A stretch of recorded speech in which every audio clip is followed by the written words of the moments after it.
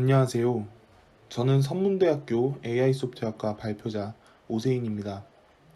오늘 제가 발표드릴 내용은 언어의 최소 의미 단위 결합 분석을 통한 언어 사용의 본질적 이해입니다. 언어 시스템에 대한 간단한 설명을 드리겠습니다. 언어 시스템은 크게 두 가지로 볼 수 있습니다. 표의 문자와 표음 문자인데 이 중 표의 문자는 대표적으로 한자 등이 있습니다. 이는 하나의 글자만으로도 뜻을 지닐 수 있으며 반면에 표음 문자는 한 개 이상의 글자가 모여 하나의 뜻을 지닐 수 있습니다. 이 중 표의 문자는 상형 문자의 모태를 갖고 있어 그림적인 특성을 공유하고 있습니다. 이 그림은 현재까지 사용 중인 가장 오래된 상형 문자인 동파 문자입니다. 각 그림은 하나의 뜻을 지니고 있으며 여러 구성 요소들의 조합과 배치 형태 등으로 뜻을 나타내고 있습니다. 이와 같이 한자도 상형 문자인 갑골 문자의 형태에서 발전되어 왔으며 따라서 여러 구성 요소들의 배치들로 형성된 문자입니다. 예를 들어 수풀림이라는 한자는 나무 목이 좌우로 두 개 결합된 모습을 하고 있습니다. 그리고 수풀삼이라는 한자는 나무 목과 수풀림이라는 한자가 상하로 결합된 모습을 하고 있습니다. 이 중 뜻 부분이 비슷한 구성 요소를 부수로 지정하고 있으며 여기에서 두 한자의 부수는 나무목입니다. 이와 같은 특성으로 인하여 모든 한자는 여러 구성 요소의 조합으로 나타낼 수 있기 때문에 이들을 획순 또는 도미넌트한 의미순으로 시리얼라이징 할 수 있습니다.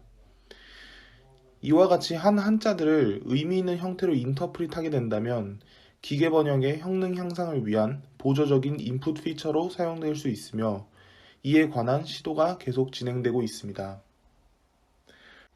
우선 한자 문화권인 일본에서 중국어로의 번역 성능을 향상시키기 위해 각 초서체를 기반으로 하고 있는 히라가나와 한자어들의 복합적인 구성을 하고 있는 일본어 문장의 각 글자에 대해 부수를 추출하여 피처로 사용하는 시도가 있었습니다. 그리고 리팽 한해 21년도 연구에 따르면 한자로 구성된 문장을 분해 수준을 얼마까지 하느냐의 차이를 두어 번역 성능을 향상하였으며 분해 형태를 부수 단위와 획 단위 등으로 시도하였습니다. 18년도의 연구에 따르면 기계 번역의 인풋 피처로 단어 글자, 단어 부수, 단어 글자 부수 등의 조합으로 시도해 본 결과 부가적인 정보를 더 많이 부여한 단어 글자 부수의 조합에서 가장 좋은 성능을 보였습니다.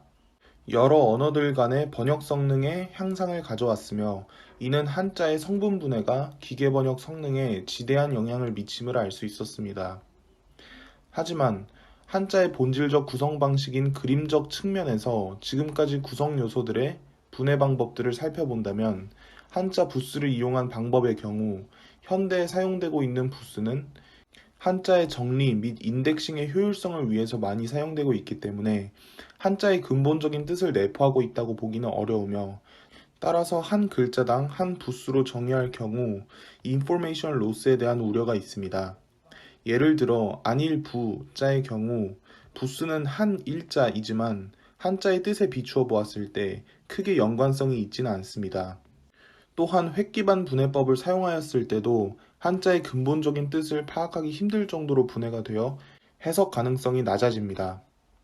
또한 한자 분해 방법에 대한 연구도 진행되어 왔습니다. 한자의 부수를 이용한 분해 시퀀스를 구성하기 위해서 Ideographic Description Characters (IDC를) 이용한 Ideographic Description Sequences (IDS) 데이터셋이 공개되어 있습니다. 여기에서 IDC는 ISO 10646 국제 표준으로 사용되고 있으며 상당히 많은 한자들을 일일이 저장하고 사용하지 않고 한자를 여러 한자들의 조합으로 저장을 하여 효율적으로 관리하기 위해 한자 인코딩의 규격으로서 사용이 되고 있습니다. 이 IDC를 이용하여 IDS로 각 한자의 부수가 나머지 구성 요소들과 어떻게 결합이 되고 있는지를 나타내며 예를 들어 수풀림의 IDS는 부수가 나무 목이고 나머지 구성 요소들과 결합하는 형태가 좌우의 형태라는 것을 내포하고 있습니다.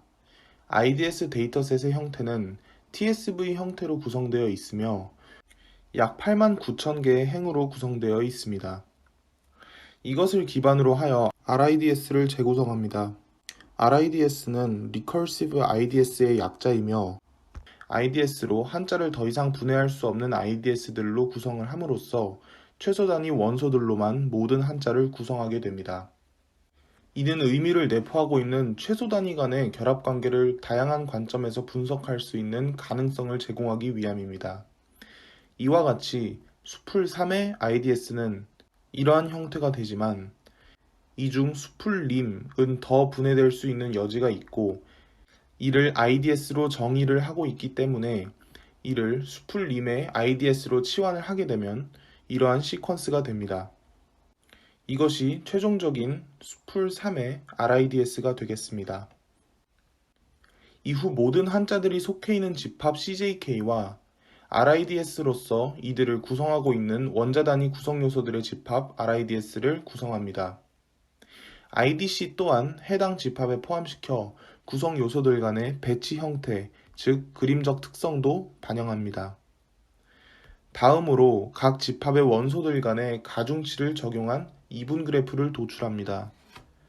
수풀림의 경우 RIDS가 이와 같이 구성이 되는데 이 중에서 배치 형태를 나타내는 IDC 원소는 1번, 나무 목자는 2번 사용되었으므로 가중치를 이와 같이 부여하게 됩니다.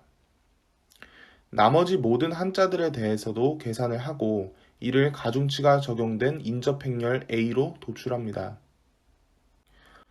그 후 A 트랜스포즈로 CJK 집합 원소들 간의 관계를 A 트랜스포즈 A로 RIDS 집합 원소들 간의 관계로 투영시킵니다.